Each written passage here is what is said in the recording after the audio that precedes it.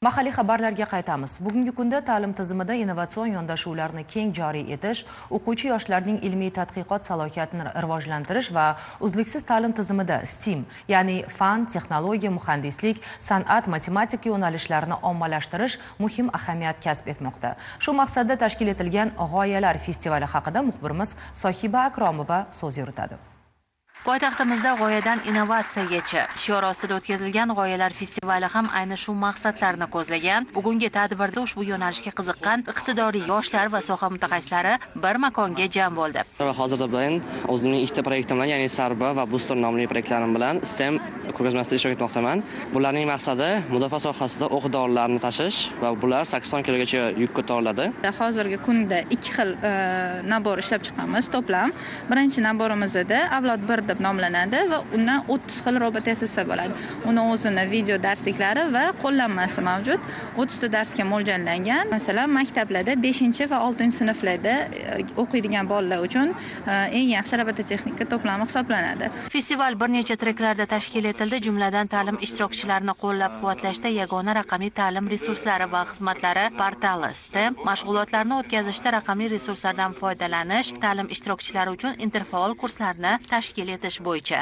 Bugungi kunda demak hayotimizga sun'iy intellektning kirib kelishi hamda mana shu tendensiyalar davrida 2030-yilga borib yangi kasblarning yuzaga kelishida asosiy demak poydevorni mana shu STEM fanlariga yo'naltirilgan sohalar ko'zga ko'rinishini inobatga olgan holda bugungi kunda biz hamkor tashkilotlar bilan birgalikda mana shu STEM fanlarini rivojlantirish hamda farzandlarimiz, o'quvchilarimiz yoki bo'lmasam o'qituvchilarda mana shu STEM fanlariga bo'lgan qiziqishni ro'yobga chiqarish maqsadida bugungi kunda mana shu festivalni tashkil etdik. Festivalda shuningdek ishtirokchilarga resurslar va modellar taqdimoti ham o'tkazilib, oliygohlar va metodistlar tomonidan ishlab chiqilgan platformalar, interfaol metodik yechimlar tanishtirildi. Festival doirasida raqamli ta'lim resurslari va xizmatlari portali ham namoyish etildi.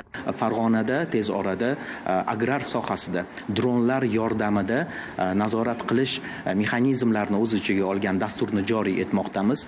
Germaniyaning tegishli tashkilotlari va homiylik mablag'lari asosida 14 ta hududimizda aynan kasbiy ta'lim bo'yicha namunaviy texnikumlar baza sifatida barcha texnikumlarga, xususan STEM yo'nalishi bo'yicha yo'nalishlarda bir driver vazifasini bajaradi. Tadbir yakunida eng ilg'or g'oyalar mualliflari STEM Innovator 2025, eng yaxshi startup va Future Skills Champion nominatsiyalari bo'yicha taqdirlandi. Uzluksiz ta'lim tizimidagi bunday tashabbuslar yoshlarning ilmiy ijodiy salohiyatini ro'yobga chiqarish va eng muhimi ta'limning kelajagini innovatsiyalar orqali yaratishga xizmat qiladi. Sohiba Akromova, Kamron Rahmonov, Abdulloh Sultonxo'jayev, Zamon informatsion tahliliy dasturi uchun.